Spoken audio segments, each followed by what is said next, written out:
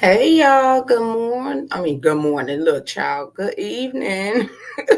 I ain't been on my live for so long, I done confused the time of the day, child. How y'all doing? Welcome in. Hey to all my cuties. What's up if it's any cuties up in here? What's going on, y'all? Let me see who all in here. Hey, Queen Dree, welcome, baby. There go my Ange. I miss you so much, Ange. Who else up in here? What's the word? Hey, babes. Alrighty. It's good to see y'all. Good to see y'all. Now I got this story, y'all. I just came across and it was posted today. I watched it.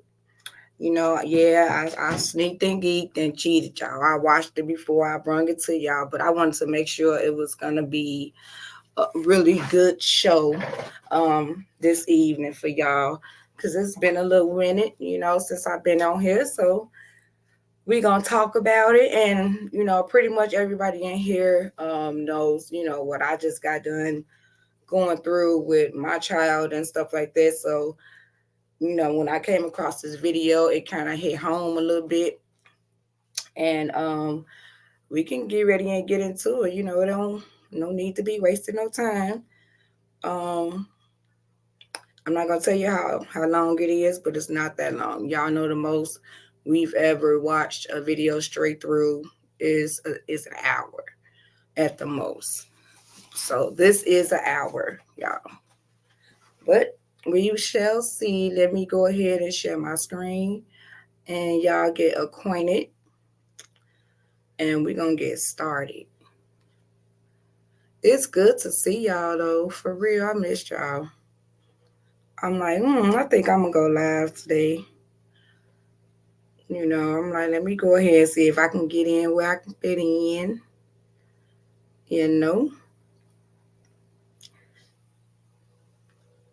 By who?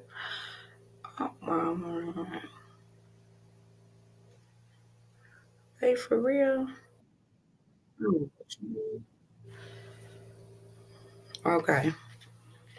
Ooh, just scared myself.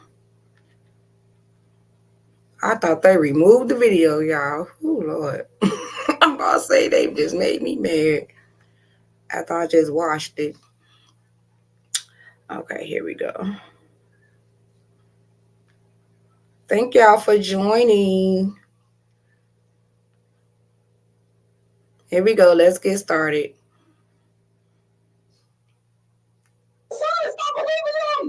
Be honest, baby. It's okay. Because you're gonna feel so much better. You're gonna feel so much better. When they pull this GPS, will it show that you were at home in your bed, or will it show that you were somewhere else? That's the question that was asked. You don't know? This is some that's serious. You will kill my family. What am I supposed to do? Robert, you don't understand that you're just as guilty if you know who did it and you're not saying nothing. That's guilty by association. I don't know. Snitching on everybody. If I was gonna get charged, why did you make me snitch? I said I don't know. My life is ruined. When the bodies of 3 teenagers were discovered over a period of several days in the same neighborhood in Marion County, Florida, the police didn't know what to think. This would set the tone for the rest of the case, as the emerging suspects all seemed intent on blaming each other. The identity of the alleged perpetrator, along with the motive for the heartless murders, turned out to be more alarming than anyone wanted to believe. Today we're going to discuss how long Botox Cosmetic and the Juvederm collection of fillers last. I know that the police first learned that something was terribly wrong just before midnight on March 30th, 2023, when they received this 911 call. There's a girl laying in front of my road and she's dying. Okay, is she awake? She's dying. I don't know. She's bleeding out of her head. She's gargling on her blood. You need to turn her on her side so she doesn't choke, okay? It doesn't matter what side, like on what side. No, just turn her on her side so she doesn't choke on the blood, okay? Oh, God. Is she awake? No. Okay, is she breathing? She's breathing. Oh. Do you know how far they are? I don't have an ETA, but they are on the way, okay? Deputies from the Marion County Sheriff's Department arrived moments before the ambulance. While paramedics rushed to try to save the victim, the deputies tried to get a grasp on the chaotic scene. Within 5 minutes of the ambulance arriving, the victim was on her way to the nearest hospital. The Sheriff's Department was left to pick apart the seemingly inexplicable scene. She's not responsive? No, not responsive. No, there's no ID, no nothing. Young girl, older girl? Younger girl. The shoe's right there, and that's been moved. She was right there, right? Yeah. And there's blood everywhere. I was not expecting that. No. Well, I thought it was going to be BS, honestly. Yeah, I immediately thought she had got like hit by a car. And I seen the big, but I've never seen an exit wound in a head. Yeah. So Did I you see wasn't it? aware. Oh yeah, she's laying down. It's all pulled out. I mean, it was And she was still breathing? rapid breathing, Yeah. but I don't know. Medic said she ain't going to make it. Yeah, more than likely. I mean, if she did, that's wild. When police made contact with the 911 caller, they learned that he was just as confused about the situation as the deputies.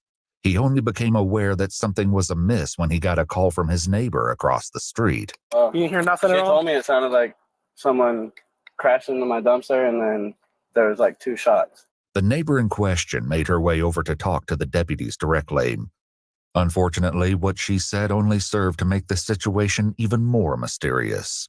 So, around what time did you hear? You said it sounded like a gun, Yeah, it wasn't a loud gunshot. I would say about 20, 30 minutes ago. It wasn't a loud gunshot, but I heard about 4 or 5. And I kind of blew it off casually, and then I just looked out of my window because I did think it was strange with it, how late it was. And I saw the car run into the dumpster. Mm-hmm. And once I seen the car run into the dumpster, I stepped out my door, and I seen a man run out of the car towards down the road towards my yard, and I yelled at him, "What the fuck are you doing?" And then I seen him run back towards the car, take a minute, and I was calling him because it was his dumpster, and I seen him skirt off into the neighborhood. Did you see if anybody was in? Was it only one? Was there? I several only people? seen one person running, and it was a male. It had a male figure, had a hat on. I want to say he was like 5 foot, maybe, but it was only one dude running down the road. This once again tracked with the evidence as police found several sets of footprints at the scene. Did you hear the crash first, or did you hear what sounded like I heard the gunshots first. Where did you? The deputies closed down the main entrances and exits to the Forest Lakes Park neighborhood, hoping to catch the alleged shooter as he attempted to flee. Unfortunately, the area was heavily wooded, with plenty of places to hide and lots of back roads. This made for a difficult search for police and an easy getaway for the alleged perpetrator. Meanwhile, the hospital where the victim was being treated was able to provide some help in that regard. They identified the girl as 16-year-old Layla Silvernail. Her grandparents, who were her legal guardians, were understandably distraught. Detectives first made contact with her grandfather, Kenneth. Layla was found, she was apparently with a gunshot wound, and she was taken to the hospital. So that's part of the reason why we came here, was to let you know about her status, but we also wanted to know any information that you had about who she was with yesterday, who she hanged out What's she in with. the hospital for? She had She a was gunshot shot. wound. Huh? She was shot. You're kidding. No, that's what I told you when This I came. is what I've been trying to tell her. You're hanging around with a crew. Kenneth hurried to the back of the house to get his wife, Lisa. Are you looking to slim out your waist? Then you need this. The S design in the front gives me the perfect hourglass.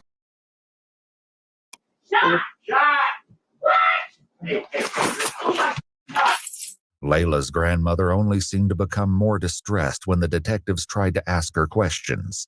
Lisa, come here.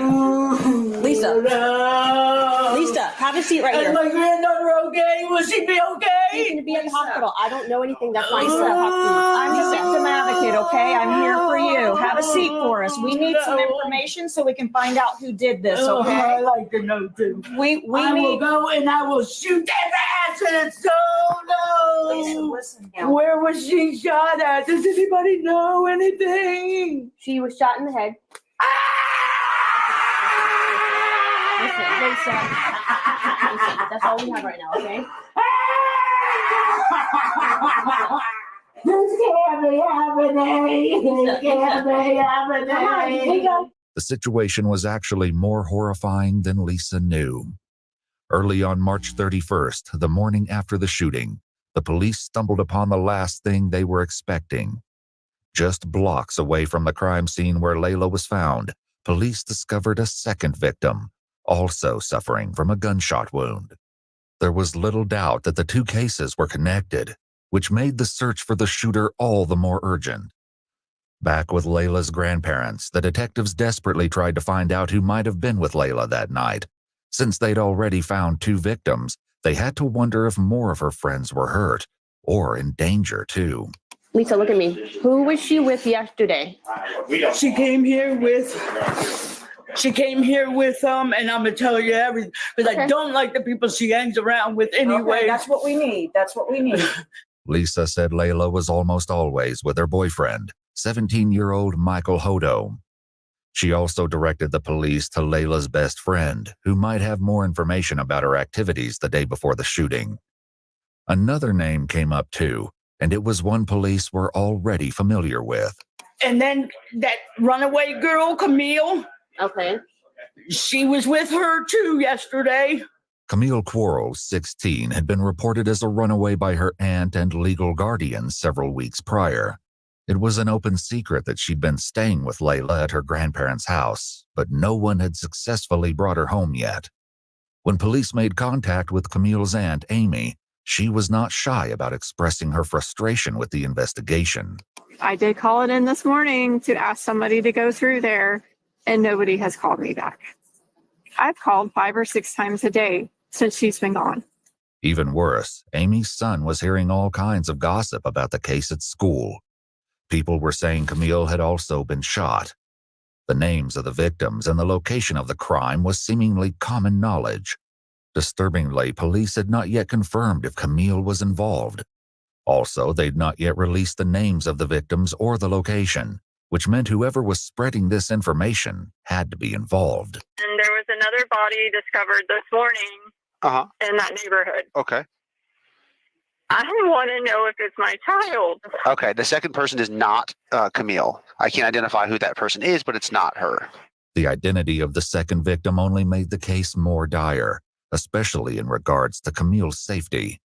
Frustratingly, the police were still in the dark about most of the lead up to the crime, up until they got in touch with Layla's best friend, Gabby. She was more forthcoming and told the detectives that she'd spent the day with Layla and her boyfriend, Michael Hodo, and several other teens who would soon become an integral part of the case. Was there anybody else in the car other than you, Layla, anytime during the day? Camille was there. This was the second statement placing Camille at the scene of the crime, but disturbingly, there was still no sign of her. Prior to the shooting, Camille's aunt said she'd caught sight of her at the park once or twice, and kept a close eye on her Instagram feed to see what she was up to. Since the night of the 30th, though, it had been radio silence. Back with the detectives, Layla's friend recounted their travels throughout the day and who else was with the group. We went to Rob's. We went to I don't know if it's abandoned. Do you know what a trap house is? Yeah. Okay, so apparently, this kid Rob, I don't know him personally, but they do. Okay. They're friends or whatever, and we went over there and we chilled over there. Significantly, Gabby said that Layla had been the one driving all day, but the only sign of her vehicle, a white Chevy Cruze, was a tire track left at the crime scene. The police hoped that finding the vehicle would offer some insight into what happened the night Layla was shot. Do you know his last name or anything else about Rob? No, I don't really know if Rob is his real name or not, because I know some people know him as Reaper, Rob, and stuff like that. So Was anyone else there at the house besides the three of you and Rob? Well, there was this kid 3-5, but I don't know his real name. What's 3-5 look like? I don't know. He's 12. He's a little Is it kid. 12-year-old? Detectives knew they needed to track down Rob and 3-5. They started with Rob, who they believed to be 17-year-old Robert Robinson, who was already incarcerated at a juvenile detention facility for a different offense. When detectives asked him about 3-5, he directed them to a boy named Christopher Atkins. Shockingly, Gabby was right. He was only 12 years old. Since Chris and Rob were both minors, their mothers were asked to join them at the police station before any conversations took place. Chris's mother, Ashley, was the first to arrive. 911, what's your emergency? Please, I need you to help my mommy. What's your name? I don't understand. Where the hell is my son? If he being questioned, why the fuck I'm not in there?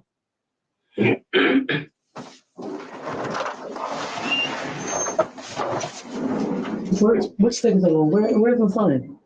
He's in the room right here. They talking to him? Not yet. No, they're all getting their stuff together. It seems she wasn't convinced they weren't already questioning him, because Ashley did her best to hear what was going on in the other room.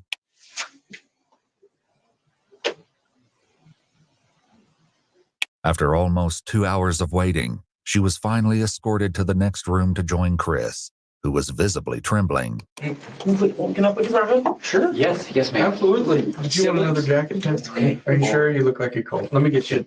You say you have 4 siblings? Okay. You guys get along okay in the house? The detectives set about gradually breaking the ice with Chris, all the time appearing hyper-aware that he was only 12 years old. After taking all necessary precautions, like making both Chris and his mother aware of their rights, and establishing on record that Chris knew the difference between right and wrong, they finally got to the issue at hand. So, Chris, what I'd like to start with talking to you about is, and like I said, I just want you to be honest with us. I'd like you to talk to me about last Thursday night. First, we made something to eat. Then we watched TV. And I went to sleep for a little bit. And I heard something outside. I opened the door. There was nothing outside now. I think I went to sleep. So I think what you just told me was what you probably had rehearsed in your mind several times to tell a police officer if you ever had to talk about that Thursday night. Because sitting here and talking to you with your mom here crying and knowing that you have these siblings, you're probably in sort of an embarrassing and shameful position. If you are sorry for what happened, repent for it and start from the very beginning and go to the very end without me having to pull it from you. Because somebody that I have to pull each individual action from, that tells me that they don't really want to say what they did wrong, that they don't feel bad for it. Reaper down there has been super honest. He took him a minute to get comfortable with me, and he's told me everything down to details that only he would know, and that's involved in that nobody else would know. Some of the details, he points finger at you. 17-year-old Rob, also known by the concerning moniker Reaper, was also being questioned. Just like Chris, Rob and his mom Erica were both advised of their Miranda rights before the interrogation commenced. Hey y'all, what's up with these names, these street nicknames? They call him Reaper, the 17-year-old. I mean, who wants a name called, why you want to be called Reaper? And then you got the 12-year-old. He called himself 3-5. Like, I really want y'all to pay attention to, the body language of these kids and, like everything, like the stuff that's coming up out of their mouth. I mean, I started having flashbacks because me having an 18-year-old son and him growing from the beginning stage of preteens on up until where he's at now, I've had a lot of experiences, when they had to do with his friends among these years, so it really kind of tripped me out because they body language, the way they talk, they slang, all of that stuff. Like it's easy for me to tell when they lying. It's really easy for me to tell that. And I guess that it just pretty much just come with just being a mom and having those type of experience when it comes down to your child and when it comes down to these young men out here. Let me get back to it, y'all. I'm trying to bring the best way to say this to you guys. We're investigating several different incidents that occurred over the last couple of weeks. Okay. One being a theft of side-by-side. One being the theft of, a burglary. We're investigating a robbery, and we're investigating a murder. Okay? Murder. Mm-hmm. So, The first ones you named is believable. The last one you named is not. You don't have the heart to keep it going. I know that for a fact. okay, what'd you do on Thursday all day? I mean, I was home all day. Like, I was home all Thursday. Okay, who were you with? Did anybody come over? Did we hang out with anybody? At Did like you 1 go o'clock. anywhere with anybody? I ain't go no. Came over at like 1 o'clock. What'd you guys do then? We just chilling. Literally, like we just chilling. Okay, was anybody with at the time? How did he get to your house? Things like that? Supposed to drove to my house. It was him, Landon, Layla, and it was another girl with them. I don't know her name. Sosa was a nickname that Layla's boyfriend, 17-year-old Michael, used. Michael's father had last seen him about 6:30 last night, around the same time Gabby said she parted ways with the group. Landon was another local boy who police determined didn't know anything that would aid the investigation. As for the unnamed girl, the police likely wondered if she could be the missing Camille and why she hadn't been seen or heard from since. Did you go anywhere after 6:30, Rob? Oh, why do y'all keep asking that? I just We want keep to asking because we've been working on our investigations. What do y'all think happened, bro? I'm telling you, you understand in the house you understand that night. Like I only seen Sosa one time that day. Rob, we know you were out of the house after 6:30. Okay? We know you were with around 7 o'clock p.m. Thanks to CCTV footage, police believed that Rob, along with others in the friend group, had been involved in the theft of a vehicle and an armed robbery that night. As serious as these crimes were, they paled in comparison to what police believed happened later. At Terramana, we put mana into every step of our small batch process. We use 100%. Back in the room with Chris, his mother tried to make him understand the severity of the situation. Well, you need to tell if you ain't. Now's the time. Tell the whole story. You know you left out of the house Thursday when I told you not to, and you finna speak. You better talk right now. Reaper's already told us what the plan was that night. So we know what the original plan was. We're asking you now to be honest and to come forth and tell us what happened and why it happened. He knocked on the window. When you say he, I never want to guess. Who's he? Reaper, aka Rob, took a lot of convincing before he opened up. Rob, right now you're protecting KTM and your buddies. You need to think about protecting yourself. He started out lying. Like, seriously, his mother is not even there yet. She's on her way.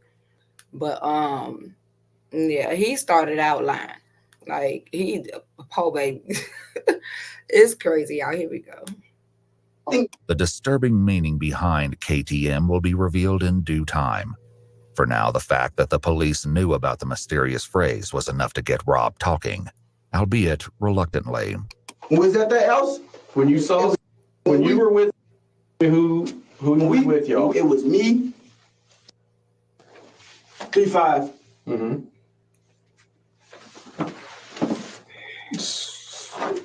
Layla was there. Mm-hmm. And that was it. The police knew by now that there were more people at the house than just Chris, Rob, Michael, and Layla. Did you go anywhere with them that night? No, I ain't go nowhere with them. I just told you. I swear to God, was at the house. They said they was finna leave. I went back home. Actually, Mom, I didn't come in until like late. I didn't come in until after 7 anyways. You don't know what time you came home. Now, But they talking about I wasn't at Mulaka at 7:10.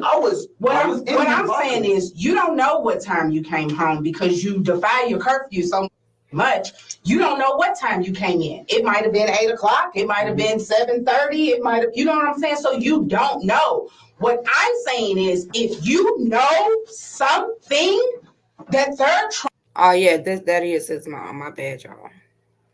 trying to get out of you, I don't give a who your friends are, who you trying to protect. I gotta get to work. And I'm sick of dealing with this jail. Cause you choose to have friends.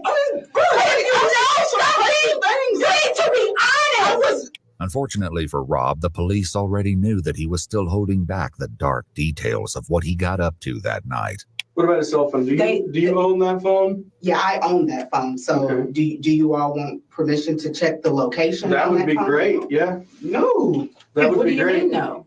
Oh, they can check my phone. They might find They're not something else in there. they're not looking in your phone for anything else. So you're certain that your phone GPS will keep you at your house that night? Are you? Are you? So we gon' no. I can just tell you I really don't know nothing about no murder. That is the truth. I don't know nothing about no murder, and I was not there with no murder. That's not what they asked though. That's not what they asked. What they asked was when they pull this GPS, will it show that you were at home in your bed or will it show that you were somewhere else? That's the question that was asked. See, this is, you can hear it all up in this mother voice. She is tired. She is tired of the BS. Like, we do have some great mothers out here, great single mothers out here just trying to do the best they can, for their kids, for their family, just trying to make a wholesome, life, for their family. And I mean, it's only so much that you can do, as a parent and instill so much in your child, what not to do and, the best things to do, try to help them make the right decisions in their life. But sometimes they get stirred up in these streets. They get attached to their surroundings, you know what I mean? And all of that, which makes it harder for what you're trying to teach in the house. You can tell the hurt, you can hear the hurt up in this mom's voice. You know what I mean? Like, she's tired. She's tired of being sick and tired. But that's why, she's trying to hold her son accountable for whatever it is. She know how her son is. She's not trying to make it seem like she gonna take up for her son just because it's her son, no matter if he did something wrong or not. If you had anything to do with this, I know how you've been getting out there. You know what I mean? She not about to allow whatever her son got going on to be on her conscience, especially when it got to do with another mother's child. It's only so much that you can do. I mean, and what you're going to do today is you're going to own up to what the hell you did and the decisions that you chose to make. Because you know right from wrong. You don't know? I don't know what y'all want me to do. Like, I'm telling you stuff. They want you to tell them lying, and I'm telling them the truth. And you sit there going with them. Why are you believing them? They're not your son. Stop believing them. Oh, no, I was not there. Like, I didn't say you was not there. You were there. Wait, first and foremost. You sit there just moving everything you're saying. No, first and foremost, you lie so much, I don't know what to believe what comes out your mouth. You didn't burn the bridge that's been gone. Let's get that understood. Like, I was like, but what I'm saying is, you so quick to want to protect people. And let me finish. Protecting. You so quick to want to protect people, don't want to snitch, want to be cool this and cool that, and not be known as a is in the paperwork and all of this, that you're willing to sit here and go down for murder that I know you didn't do. I know for a fact that you didn't do it. But you're going to be guilty by association because you don't want to tell who the did it. That's the problem. I did not kill nobody. I did not kill nobody. Did somebody do it? Like, what the? No, I don't know nothing about no murder. I don't know nothing about no murder. And if you lying, you standing on this island by your himself. Because if you got something to tell these people, I don't have nothing. because they have a way to tell if you're lying. The best way to tell if Rob was lying was Chris, who was still in the room next door. He was sharing a bit more than Rob, and some key differences in their statements stood out already. Jameson, a famously smooth whiskey from a famously big family. Meet Julia. She rolls with whatever's.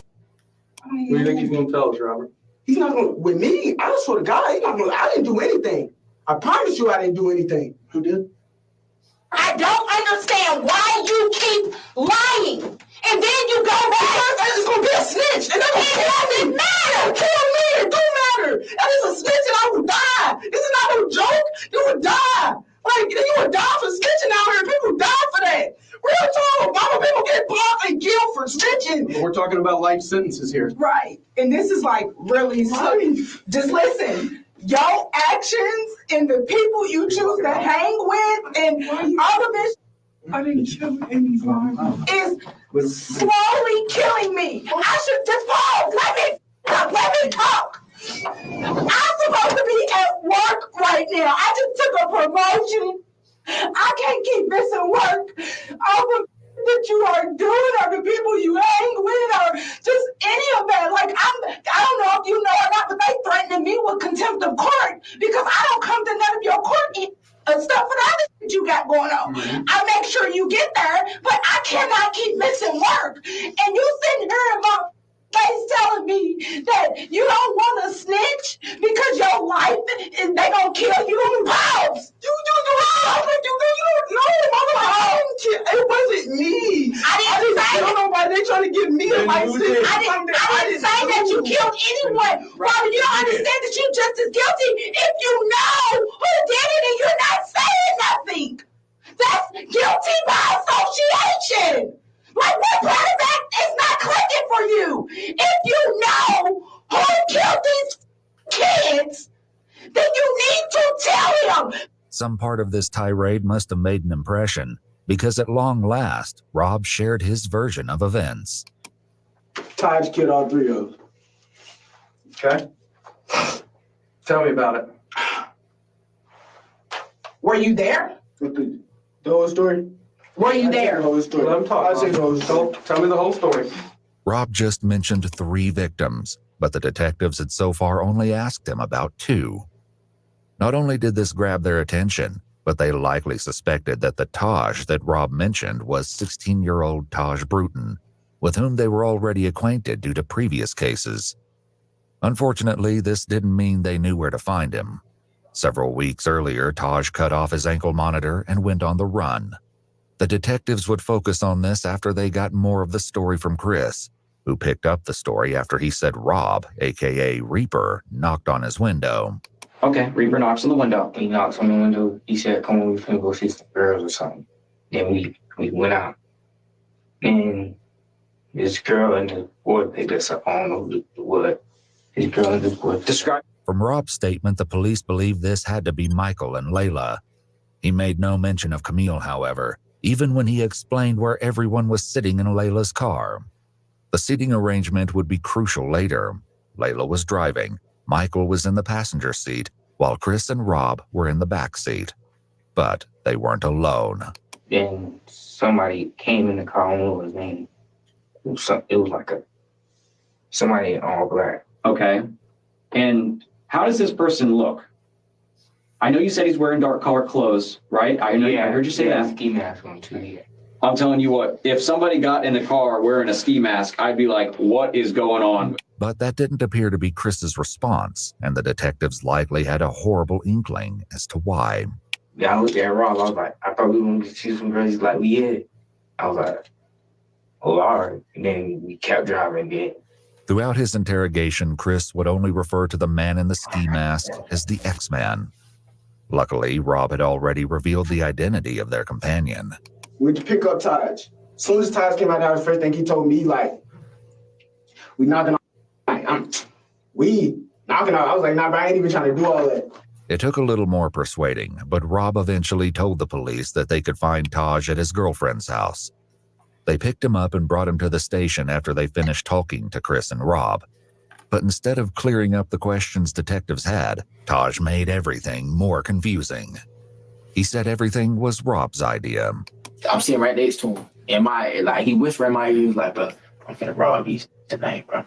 I look at him like, what you mean you finna rob these tonight? He's like, bro, so sad. Like, look, bro, they got a pound of weed. They got me some money, bro. And if they don't go for it, I'm gonna kill them. That's exactly how he said. At this point, I'm frantic. If I can't, if I tell Sosa, right, Rob's sitting right next to me, so therefore he's gonna shoot me. So I'm sitting here, I'm scared as hell. So I'm like, I ain't got no choice but to just sit here and it is what it is. Rob told detectives that it was the other way around. It was so random. Like, he just said he wanted to knock him off. I'm not thinking he's serious, though. At the time, when he first said it, if you would have seen his face, he was laughing. If I would have really thought he was finna kill, I wouldn't have got back in that car. I would have stayed right there and called my mom and be like, can you come get me? I didn't think he was serious until when the car started slowing down and I seen him up the gun. Rob said that Taj did this because he wanted to take Michael's firearm.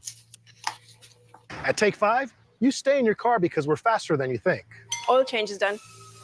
That was so fast, I didn't even...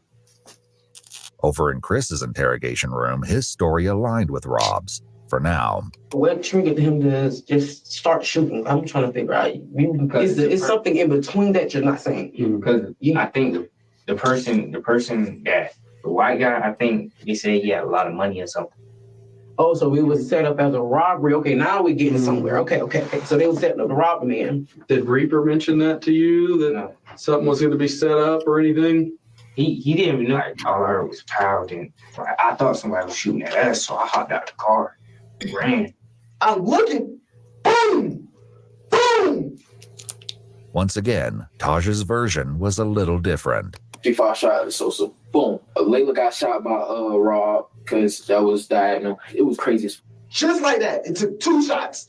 It wasn't no more than that. It took 2 shots to kill both of them. The police knew at least part of this was true. Who shot who was yet to be determined. But tragically, they'd confirmed the second victim as Layla's boyfriend, Michael Hodo. He was in the grass by the side of the road, just blocks away from Layla. He was deceased when police found him. Michael's father had a heartbreaking reaction when he found out that his son would not be coming home. My son's dead, isn't he? I'm sorry to be the one to tell you. No! Oh my God! No! Can they come back out here and help? We have to talk. We have to find this out. Who's to find this? This is to go find out who did this to Sam.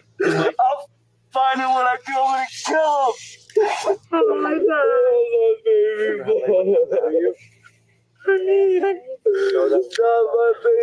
baby! While Michael's family reeled from the devastating news, Chris continued with his upsetting story about Michael's final moments. And you said he shot this white guy first? Yeah, the white guy was sitting like this. And where'd he shoot him at? Right here. And the gun was pressed up against his head? Is that what you're? I think it was like. Okay. And then what about the white girl that's driving? Tell me about that. He turned the gun and shot her. Where'd he shoot her at? I don't know. Rob agreed, which would soon become increasingly rare. Where did he shoot Layla? I think it was headshots. On the other hand, Taj put the blame back on his 2 companions. I know he shot Sosa in the back of the head. I seen that happen. I seen Rob try to shoot her, right? And when he tried to shoot her, he shot her, and then his gun didn't go off, so he reloaded it again and shot her. All contradict. And what neither one of these kids understood the charge of being guilty by association. They still placing themselves at these crime scenes and think that they are, just going to be let off for whatever happened. No, you're going to, if you were there and a crime, as tragic as murder, you are going to get property that's similar charge. Either way you go, you were there. You had parts of it. Predictions temporarily aside, Chris added another disturbing detail. Did he see it coming? No, it was like to the back of his head. Okay. Did he have any time to defend himself? No, but Taj just upped him and shot him in the head. At this point, police were still searching Forest Lakes Park for evidence. Now that they knew the shooting had occurred in Layla's car, it was more important than ever to find the vehicle. Most of all, though, they were looking for any sign of Camille. They hoped to find her alive, but the police were likely aware that, like Layla, she could be seriously injured and in need of medical attention. If that was the case, every passing moment decreased her chance of survival. For the time being, though, her family was left in an exhausting state of limbo. The situation was made infinitely worse by rumors that Camille had been caught up in the shooting. Frustratingly, the police still had no concrete answers for her family. They had to hope that Chris, Rob, and Taj would ultimately provide an explanation. They got even closer when Chris continued with more of the story, but once again, the details started to get shaky. Was the car driving whenever they got shot? No, it was just like, it stopped and then like it kept going. Like when I hopped out the car, it kept going with it. Where did the car keep going when it kept going? Like to a dumpster. Did you get back in the car? Yeah, I got back. I mean, did you want to get back in the car or did you not? No, you didn't want to. Okay, what made you get back in that car? Explain to me that. Because he had a gun. I thought he was going to get shooting at me. Because if I was just with him and he just killed somebody, and he probably would kill me too because he think I was going to snitch. On the contrary, Rob said that he was the one who jumped out of the car. When he shot Layla, I got out the car because the blood started dripping. I ain't wanted to get on me. Taj claimed the same thing. I get out of the car, they still shooting because it was like 4 to 6 shots. I don't know exactly how many shots it was, but it was a couple shots, bro. So at this point, we hear this lady. This lady's over there like, I'm running. I'm trying to hide in the forest. I don't know what the fuck I'm going to do. I'm trying to call Spring, everything. So this lady, hey, what's going on over there? He sees me, or I guess he run back over there. I'll run over there, and he was like, hey, this, that, and the third. So I'm like, I'm going to just do what you tell me to do. I just want to go home. So the only thing they all blaming each other that this established was that at least one of the boys had gotten out of the car. But this wasn't news, as the woman who saw the car hit the dumpster also told police that she saw a male figure running around shortly after she heard gunshots and saw the crash. Sure did. They are so beautiful. It is completely clear, so it's like I'm wearing glasses. The detectives decided not to challenge the boys on this front for now, and pushed for the truth on more important matters instead. They started with Rob. What happened to Layla? Where did they? I don't know. Taj threw Layla out the car and hopped in the driver's seat and started driving. Rob said Taj repeated the process a short time later. And Taj pulled body out the car, patted him down at the cannon. He grabbed the cannon, got back in the driver's seat, and he drove off. Was that next to Layla where she was pulled out? No, it was in a different spot. This made sense to police because the second crime scene, where Michael's body was found, didn't have much blood. There were, however, what appeared to be drag marks leading from the road towards the brush where the body lay. Did you help take? I ain't touch nobody. I ain't touch a body. I ain't touch nothing. I swear to God, I ain't touch nothing. Once they was dead, I said, take me home, man. Take me home. Yet Taj said that wasn't how it happened. Rob drives. He pulled Layla out of the car. That's why she got left by the dumpster. He starts driving. He's driving. We go around the corner. He goes over to the Sosa. Sosa had, I think, in his somewhere on him. So he pulled Sosa out of the car. He just dragged him over in some woods or something. And were you driving the car? No, I was not driving the car. Yeah. The detectives asked Chris similar questions. Did you pull her out of the car? What is Rob doing during all this? He was saying that. What's he saying? He was like, oh, he was like, go. And what happened next? Yeah. And he drove all the way out there out the Waha. And he tried to put the thing in the river, but I think got stuck or something. The thing, what thing are you talking about? The car. Okay. Once again, the detectives already had information that would let them know if one of the boys was lying. The search of Forest Lakes Park had finally paid off, leading police to another grisly and tragic discovery. Taj picked up the story again to tell his version of what they did with Layla's car. We get over here to this lake. It's dark as hell. 3-5 get out of the car. He get out of the car. Rob tells him, hey, start wiping everything down. So he started wiping everything down. He's wiping everything down. The door handles everything. He's wiping everything down. So after he started wiping everything down, Rob takes Layla's phone or Aunt Sosa's phone or whoever phones he found in that bit, throw him in the lake, throw him in the lake. The lake in question turned out to be 5.5 miles or 8.8 kilometers outside Forest Lakes Park, but police had no question that this was the scene they were looking for.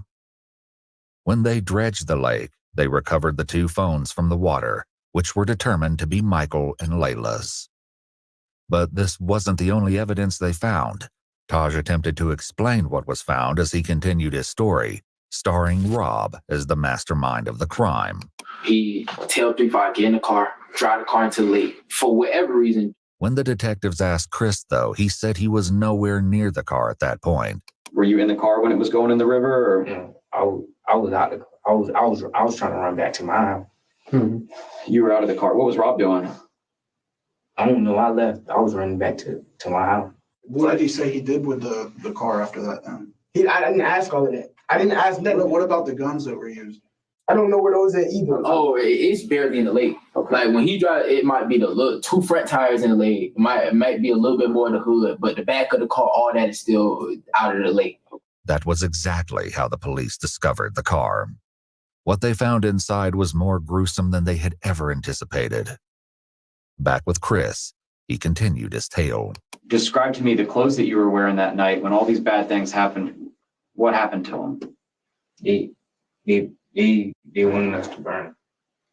Who wanted you to burn them? Reason. Did you have blood or something on them? No. Are you sure?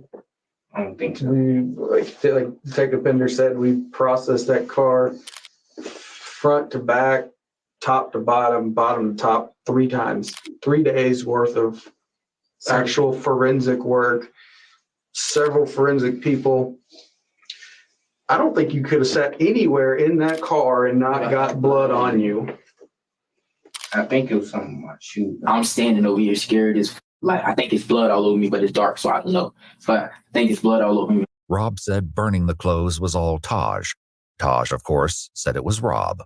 Regardless of who had the idea, the police found the remains of clothing in a burn pile in the forest, including pieces of shoes, sweatpants, and sweatshirts. However, this was not the only clothing item the police discovered intact. Chris's shoes, which he described as Nike slides, were found discarded in the bushes, and a single glove was found near Michael's body.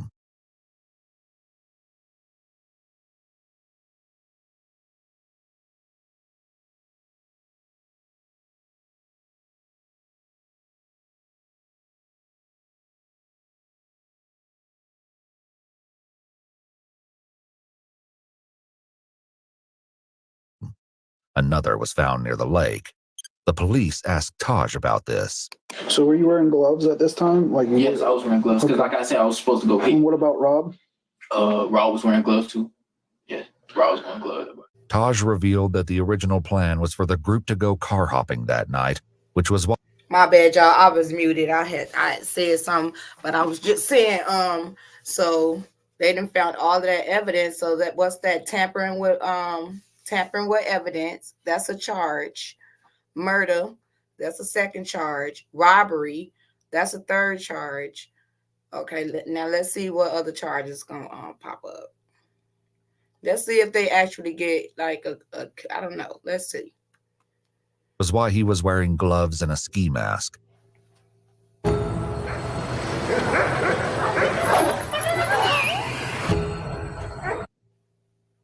But police had to wonder if there was a far darker reason the boys brought these items. For now, the detectives wrapped up the conversation with. Oh, there go assault with a deadly weapon. Rob. Do you feel a little better now that you were honest? No. Did you need to get that off your chest? Worse. Now I feel like I just snitched on everybody and The detective stepped out, but little did Rob know that his night at the police station was far from over. There was a lot more that he needed to fess up to, but for now, he was left alone with his mother. Can I charge you? Because you were there and you didn't come forward. Did come forward. I'm talking about when it happened.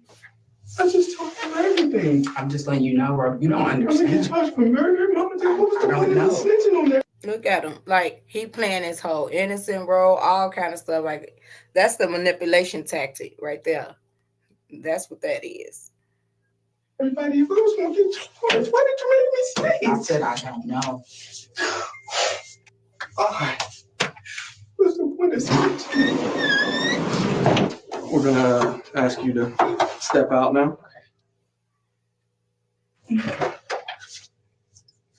Hey, Mama. Wait, hey, is my mama still here? Yeah, she's still. Wait, Mama. Talk to me. Give me. Okay, She's talking with someone. can you see if they do charge me? Can you see if she can give me a lawyer? I didn't kill anybody. Relax. Can you ask her, please? Rob waited, asking the detective stationed at the door several times to bring his mother back, but she had left to go back to work. Before she did, she informed police that she did not want Rob answering any more questions without a lawyer present. Rob was not on board with this plan. Is my mama still up there? Hold on. How can I get charged for murder? Listen, Can you explain it to me? hold on. We got it. We're taking your DNA, okay? While the police took Rob's DNA, fingerprints, and photos, he continued to ask them how it was possible that he would be charged with murder. Listen, can I tell you the situation, please? I heard it. Listen, let them do the thing. Your mama's not here yet. We can't talk to She's you. like, she's close. I don't know how far she got, but she is on her way. Rob's interrogation might have been on pause, but the conversation with Chris remained in full swing. The questions he faced were about to get a whole lot harder. They executed a search warrant on the house, which they did collect some things, and I'd like to talk to you about those things too. Mhm. But because you, because it looked like a surprise on that. Yeah, like what was in my house that got to do with this homicide? And I will, and I'm going to tell you about that because, like I said, I'm not going to leave anything out. It's I can tell you it's pretty damning. I guess I would use that word. so, are you serious? Do you own any firearms, ma'am? Does anyone in your home own a firearm?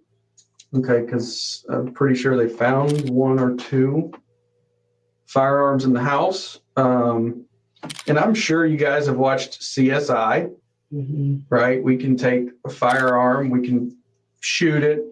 That round that you shoot, we can take, and we can put it into a computer And tell you what who got and actually compare it to other fired casings, like the shell from the bullet. So, how? Reason he told me who the guns from. Why would you hold guns from when you know something that dumb just happened? That was stupid. When Reaper gave you these, you think that they're going to be related to this? I think so. Describe to me why you think that. Because he said, put these up, make sure your mama don't find them. Okay. And the gun that you saw X-Man use, was it either one of those two guns? I think it's the black one. Meanwhile, Rob continued to wait. Didn't kill. Didn't kill anybody. I don't want to be charged with murder. I do not want to be charged with murder, bro. Eventually, the detectives did come back to speak with him, since he was insistent on saying more, even though his mother did not return to the station. All right, so, I explained to you what your mom said on the phone, right? She didn't want us to ask you any more questions about a lawyer present. You reapproached me a couple times. And you said that you wanted to discuss some stuff further, right? I just want to make sure that we're clear that you don't have to answer our question. You don't have to talk to us at this point, but you've stated to me that it's my case. I want to talk to you. Yes. Because Rob's mom was no longer present, they read him his Miranda rights again. Right off the bat, he admitted to additional involvement. Taj told me to help him pull the body out of the trunk and throw it in the lake. He grabs it. He's trying to pull a leg. He was like, bro, it's heavy. I need help. So I grabbed one leg. I tried to help. I was like, bro, it's too heavy. I don't want to do this. Put the thing down, left the girl in the trunk. because I told him I didn't want to help him. Like, Rob went on to tell a long, rambling tale about selling his gun the day before the crimes took place. The detectives hear him out before dropping a bombshell. And that's an issue because we have that gun now. no, that's not. It was at 3-5's house. You said you sold it. I did. That's not my gun. That one's not mine. That's not the my same gun. In addition to this, the police strongly suspected Rob had stolen the firearm. At Staples, we're experts in your world of work. That means we provide more than just office supplies. You may tell the truth that you didn't pull a trigger, but you knew this was going to happen. You knew it was going to happen. I did not know this. The detectives had a similar exchange with Taj. We've sent some of the casings off to be examined already. It's not back, I'll tell you that. Otherwise, we wouldn't probably be having this conversation. That those casings aren't going to come back, like he said, to a third gun. To a third gun, they shouldn't. Multiple casings were found at all 3 crime scenes, but especially near the car at the lake. Even if the boys weren't budging on the issue of who shot who, lab tests would reveal the truth in due time. In the meantime, the detectives brought up something 2 of the boys in particular were probably dreading. Let's talk about the trunk of that car. The trunk, sir. There's another part that we haven't talked about. Trunk. Mm-hmm. It was a girl in the trunk. Mm-hmm. And he told me to open the trunk and he shot her. Where did he tell you to open the trunk from? Let me see this right. He told me to open the trunk from the inside, like the inside. Okay. And whenever you pulled that open, tell me about what you saw in there. All I seen was luggage, and then he said move, and then he shot. Okay. You said all you saw was luggage? Luggage and it was like a girl. And what part of her body could you see? Could you see her feet or her hair, her hand? Describe to me I seen hair. I did not even know it was another person in the trunk at all. Okay. So you just riding around and she's just in there? Yeah. I mean, we rode around like that before, though. Just because there ain't no room for all the people? Just because there ain't no room for all the people. When you go to open up that seat, what were you thinking in your head? Like, what am I gonna do? I don't know. I was confused. I was like, I was thinking like there's a person back there. Did this person say something? Describe to me what you heard whenever you opened that seat up. What noises? All I heard was somebody tell me to watch out, and then I heard gunshot, 2 gunshots. Tragically, the 3rd victim was determined to be none other than Camille. Her body was discovered 2 days after Layla was found on April 1st.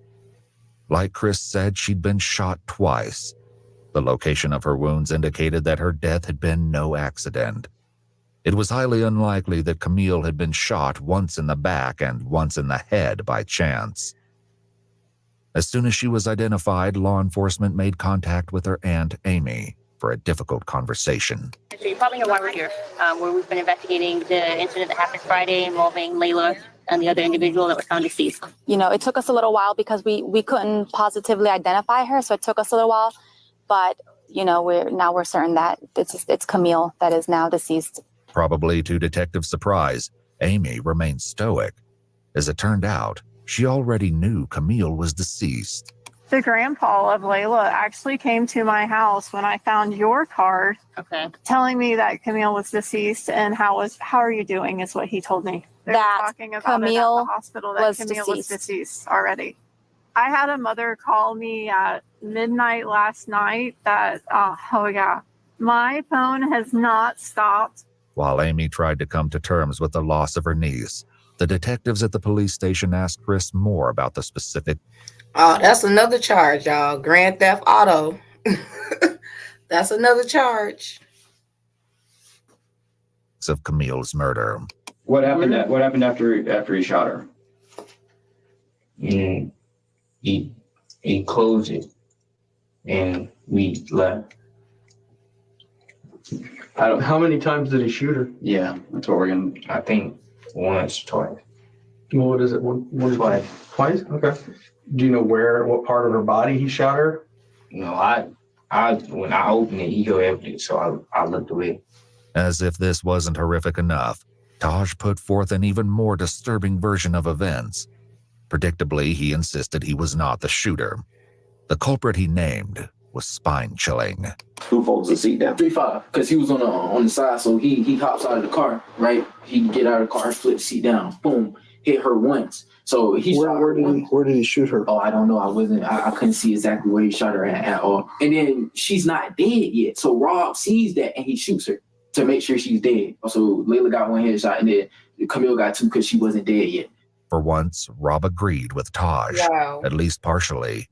Before his mom left the police station, he told this to the police. Okay, so this is what I'm getting up out of this real quick, y'all. Because at first I was trying to see, I didn't get this part at first. It didn't click right in. So basically, the three victims, they're all friends. Layla and the other guy that was unalive, they were boyfriend and girlfriend. Okay, and the two girls was best friends. Okay, so we know Camille, whoever was found up in the trunk, we know that she was a runaway. Okay, so 9 out of 10, they were all together. So they had to been like, hijacked or, carjacked or whatever.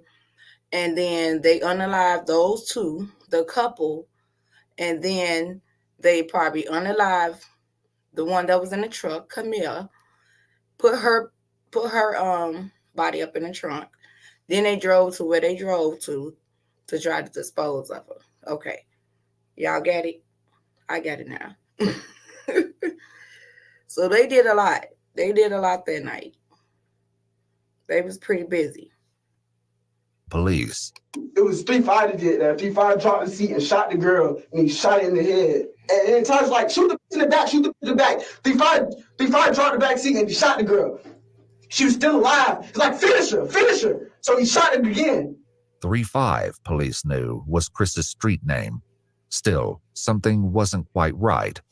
After getting this far, the police were not willing to accept anything short of the full truth. Now, Reaper, Rob, there's a lot of similarities that are overlapping here, but there's definitely a discrepancy that Rob told us about what happened to the person in the trunk. So they're trying to make him the shooter, right? Yeah, that's what y'all leaving out. I mean, be honest. Be honest. We being all being honest here. Just be honest. Is he the shooter? That's what they're saying. That's all you gotta do. That's all you gotta do is just say that. I mean, stop going around it. I can tell you that he is not. You, Chris, are not being blamed for those people in the front seat. In the back seat is what the trunk is the one that we have some issues with the trunk. I'm keeping it real about. Tell us. Be honest, baby. It's okay. Because you're gonna feel so much better. You're gonna feel so much better.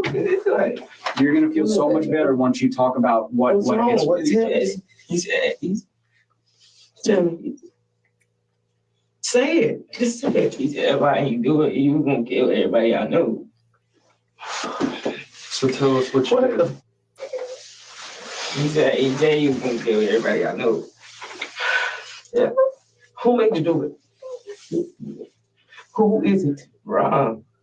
Rob made you do it? Yeah. He said he gonna. So the detectives told them, like, 9 out of 10, you probably don't get charged for the couple. They was the two in the front seat. But he may hold some responsibility for that girl that was in that trunk. So we know he probably don't get a lot of charges. We see now. Don't kill everybody you know. Well, who was the X-Man? I don't know who that is. Now, did you just calm down? Yet again, Rob said something different. Before his mom left the station, he had shared this information. Taj made him kill the person, or he was gonna kill 3-5. Is that what he said? He told 3-5, if you don't kill this girl, I'm gonna shoot you in your head. Let's go on here. He said that he would kill everybody you know, and you did fire a gun. Tell me about what you did. I think I shot the girl. I don't know where it was, but and then he came up and shot her too. Okay. Who did? Rob. Okay. So when you shot her, what gun did you use when you shot her? The ex dude gave me the Scott. If Chris used Taj's firearm, that would explain why they only found 2 weapons during the search warrant.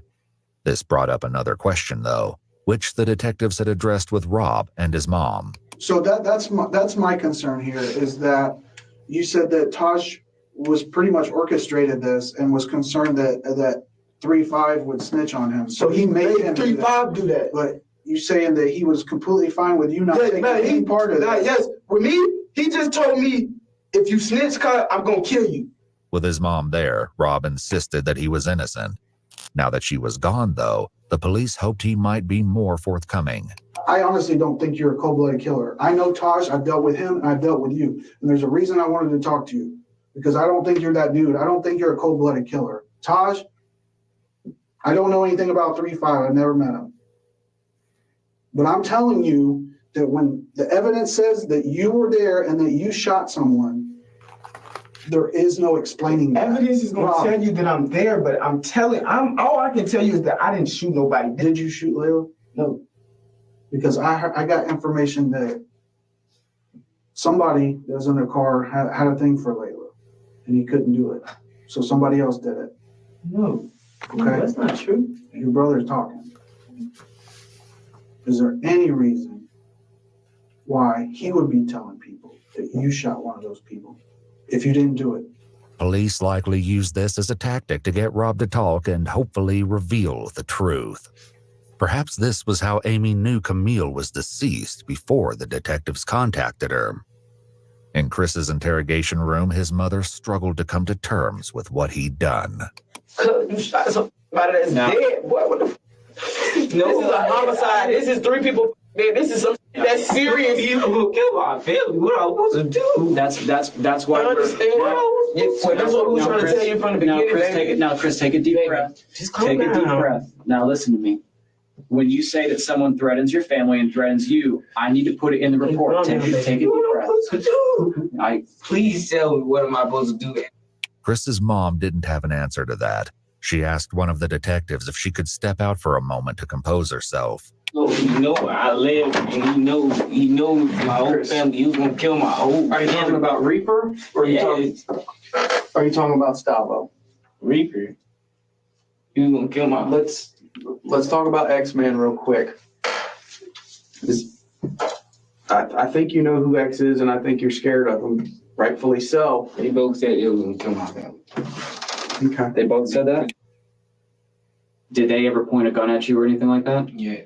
Who pointed a gun at you? The X-Men. He was like, don't tell nobody. Don't tell nobody. I'm gonna kill you down. Kill your mom. Rob also told the detectives that he and Chris were in serious danger at the time of the crime.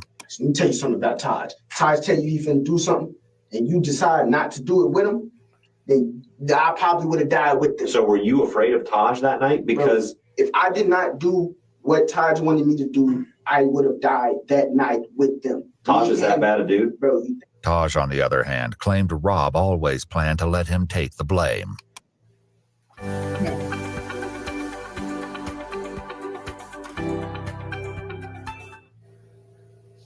If anything, if one of us go down to anything and Taj, it was you. You did it. Everything. You did it. Legit. You shot everybody in the car. It was not me. If he got caught up, then you was gonna go find my mama. The whole night I did not have a gun. Rob continued with his story, claiming that he only participated out of fear. Did Taj tell you to put the gun to somebody? Like Taj told me he told me he gonna kill Sosa. He wanted me to shoot Layla, and then he wanted 3-5 to shoot the girl in the back. I told him I didn't want to do it. Told me if I didn't do it, he was gonna kill me. You hold the gun to Layla's head? Yeah, but I tried to shoot it, but it clicked. I tried to shoot, but it clicked. Like, I didn't have it cocked back. I tried to shoot it, and it clicked twice, so then Stavo just did it himself. That's why.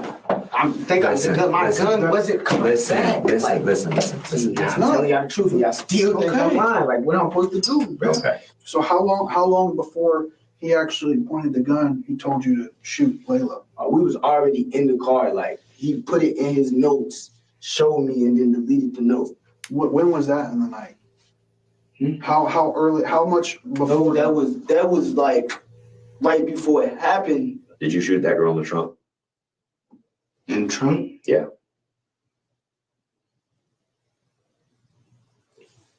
Like I said, I wasn't there. 3-5 shot that gun in the trunk. Still, the police suspected something was being left out. Was she still moving after you shot her? He said she was still breathing or something. Who said that, X-Man or Rob? Did you shoot the girl once or did you shoot her twice? I mean, it doesn't matter at this point. I shot her once and he shot her again. Chris was talking about Rob. Thankfully, the police were finally getting somewhere with him, too. You shot her once. How many times you shoot her? Once. You shot her once?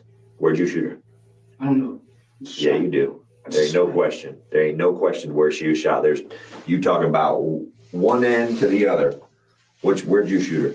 Just shot, bro. I seen her and I shot. Like, why? Because she was still alive. She was gonna snitch on us all. We was all gonna go to jail for life. I didn't want to do none of it.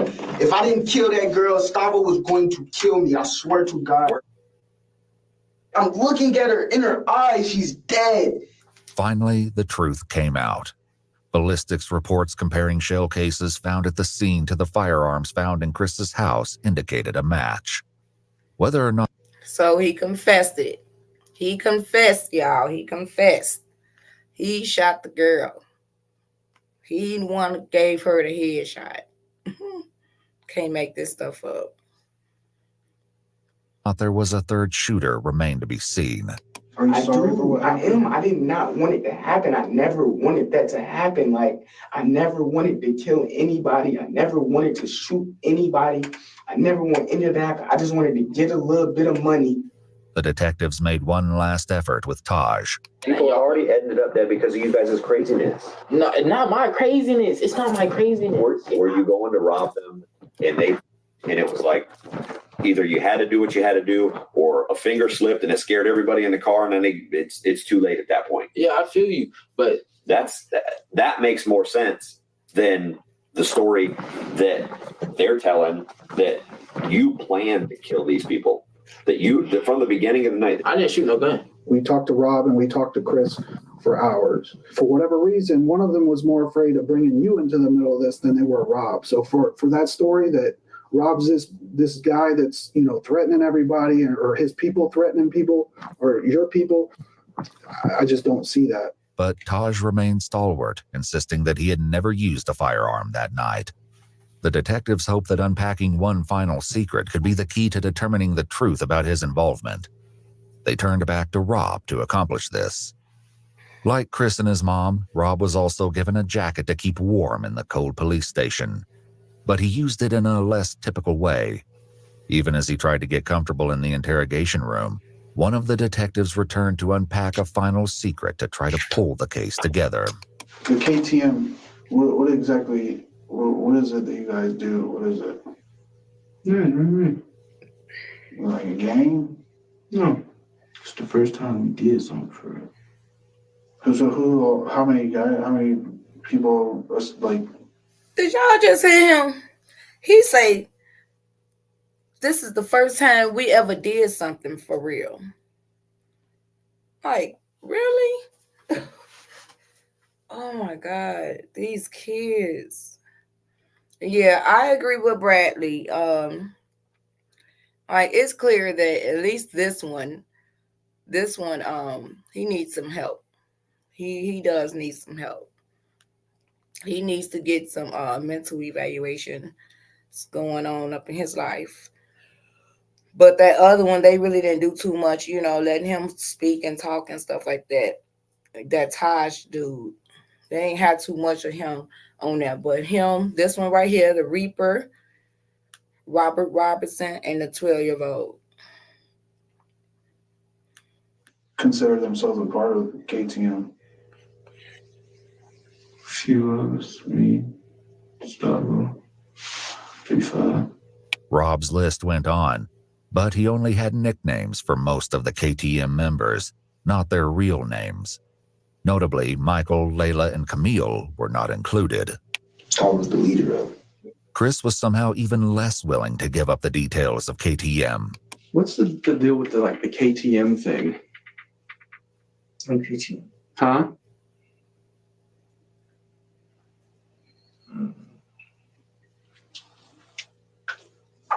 I know Reaper has the tattoo. What does it mean?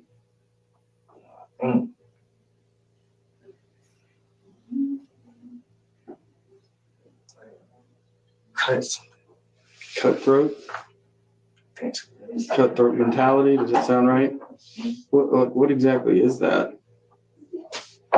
Like just like a made up gang name or? Thanks for that. One of Michael's close friends eventually came forward, provided the police. Oh, baby, he didn't even know what the doggone gang name, what it meant, what it stood for, what they do, and all this and that, unless he was just playing crazy. But I believe if he had to get bullied into doing that type of crime like that, I do truly believe that he may have been coerced into doing what he did. You know, he probably was trying to be cool or hang out with them and all this and that to get some clout off of them, and got himself into a jail. Police would keep his identity anonymous and confirmed that KTM was indeed a gang. His description of their activities was chilling.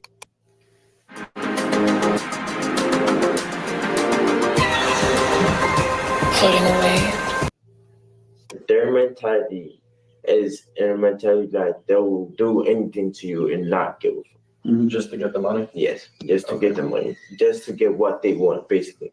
With that, the detectives had all the information they needed to move forward with the case. It had taken 8 hours each to get the truth from Rob and Chris. The detectives stepped out, leaving Ashley and Chris alone for a few moments. Listen, baby, listen. It's not over. Yes, it is. It's not over. It's not over. You just better pray and hope that the gun that you shot her with wasn't murder. Ashley also had some devastating news to deliver that was sure to upset him further. I'm gonna go to jail. So when I leave him, top. That's because I got a warrant. So I'm gonna go. My grandma gonna be trying to figure out something. I'm gonna try to get out of this. When I get out of here, I'm trying to get you home. Ashley had a warrant out for her arrest, and in order to be with her son while he was interrogated, turned herself in to police. So this is the twist, y'all. Remember I said, you know, some of these parents be out here doing the whole most too. I said that earlier during the video. This is the twist. So your 12-year-old son is getting ready to 9 out of 10 probably go down for murder. You had to come in, while he's being investigated. And you have a warrant yourself. So the mom had to end up turning herself in, fight the case that she had opened up, which I believe is a drug case. So she has to make sure that she good and she about to get locked up for her warrant. Her son about to get ready and go through trial and all this and that, get locked up as well. Like, you really can't even be there for your son, for real. You can't. So it's crazy. That is crazy. She was charged with possession of cocaine and methamphetamine and taken to county jail. Chris, Rob, and Taj were all taken to juvenile detention, and on May 15, 2023, a grand jury indicted all 3 boys. Preparations began to take the case to trial, where they will be tried as adults. Taj and Rob are both facing 3 counts of murder in the first degree because, tragically, Layla did not survive her injuries. She passed away just days after Camille's body was discovered. Taj also has been charged with robbery with a firearm, tampering with evidence, tampering with an electronic monitoring device, carjacking while armed, aggravated assault. So remember this, let me see, is these what we said earlier during the live about the charges? I said robbery with a firearm, tampering with evidence. Yep, I said that one. Tampering with an electronic monitoring device. No, I ain't say that. I must have missed that part. Carjacking. Yep. Aggravated assault with a deadly weapon. Yep. Assault with a deadly weapon and grand theft auto. And Rob had a similarly long list of charges in addition to 3 counts of murder, including armed burglary, grand theft of a firearm, petty theft, robbery with a firearm, and tampering with evidence. Chris, meanwhile, was only charged with 1 count of murder for Camille, whom he admitted to shooting while she was in the trunk. So he might get about 15 to 20 years. 12 years old, 15 to 20 years. He might, you know, you got to pay for it. You got to pay for it. You were still there. You pulled that trigger. The other charges against him were dropped, including grand theft of a firearm and burglary. However, he's now facing an additional charge of battery after getting into a fight while incarcerated. Oh, no, little shorty got charged with Currently, battery. all 3 boys have entered pleas of not guilty, but the trial is ongoing. What the court finds and how justice will be served for Layla, Michael, and Camille remains to be seen. All right, y'all.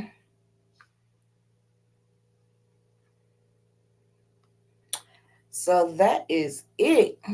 Wasn't that crazy, y'all? Like when that spin came about the mother and the warrant, I'm like, golly. Like, how many spins is this story is gonna have? But that's just ridiculous. It's definitely sad. It is really sad. It's a sad situation all the way around. Kids as young as 12 years old. Man, we got to do better. We got to do better. You know, no matter what, we got to do better out here. But I'm about to get ready and head up out of here. I hope y'all really enjoyed tonight's show. You know, I'm probably about to family a little snack or whatever. Sit back and chill. I'm glad I was able to, you know, get in where I fit in and be able to come chill with y'all for a little bit and bring a little content, you know, to the platform. I haven't actually been on live for a while, but, you know, I'm going to be working my ways, you know, back into it. So I hope y'all really enjoyed yourself. I enjoyed y'all. And you say, so they said one of their moms passed. Oh, I didn't hear that part. No, I was saying the 12-year-old mom, she had a warrant. I'm not sure if I heard anything about somebody's mom's passing. I'm not sure. We love me. I enjoy myself in your living room. Thank you, Lisa. Thank y'all for coming. Thank y'all for engaging. And we will be back soon. I love y'all. Have a good night. Be safe out here and stay prayed up. Have a good one.